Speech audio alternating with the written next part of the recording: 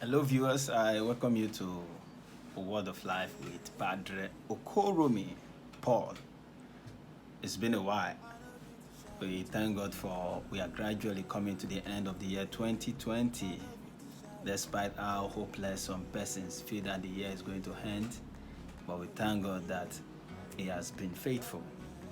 Today, I would like us to discuss the topic spiritual direction. When we talk about spiritual direction or having a spiritual director, it's an attitude that is obsolete in our own context, especially in this part of the world, Nigeria. Spiritual direction or having a spiritual director is something that is not usually encouraged. But today, in this series, I'm going to be educating us on the necessity of having a spiritual director or going through a spiritual direction. First of all, what is spiritual direction? Spiritual direction is an exercise which has to do with the soul or spirit. There are a lot of definitions by so many scholars in the field, but I'm going to run down some of the definitions I have here so that it can be able to serve as a keynote as we go into studying spiritual direction or having a spiritual director or spiritual directress. Spiritual direction is a call to assist at the spiritual birth giving of another Christian. It is a long period characterized by waiting and uncertainty.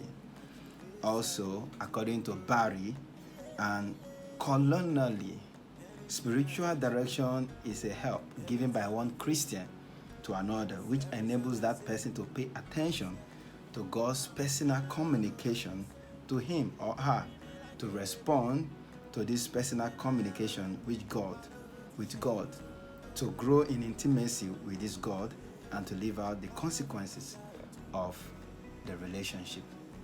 Also, John Wright will define spiritual direction as an interpersonal situation in which one person assists another to grow in the spirit life of faith, prayer, hope, and love.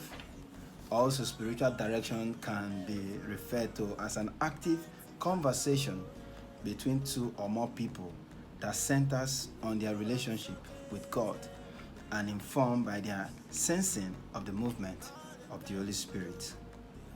Vanda sees spiritual direction as a contract where someone accepts another person as a guide on his spiritual way and entrusts him to his guiding authority. There are a lot of definitions from different scholars, but one thing we must know is that spiritual direction is very, very important in as much as the Christian life is concerned. But first and foremost, who can give spiritual direction? The primary person that is involved in giving spiritual direction is the Holy Spirit. We can say the Holy Spirit is the number one or the primary spiritual director who draws all concern, who draws all content of direction from Christ and his own proper role, orient all things, especially the church and its member, to form the full stature of Christ. So my brothers and sisters, I'm going to leave it here for now. So in the next episode, we are going to also look at who can give spiritual direction. Do not forget, if you have enjoyed this episode, don't forget to subscribe to this YouTube channel, Padre Okoromi's Word of Life. Don't forget to share it to your friends. Thank you very much.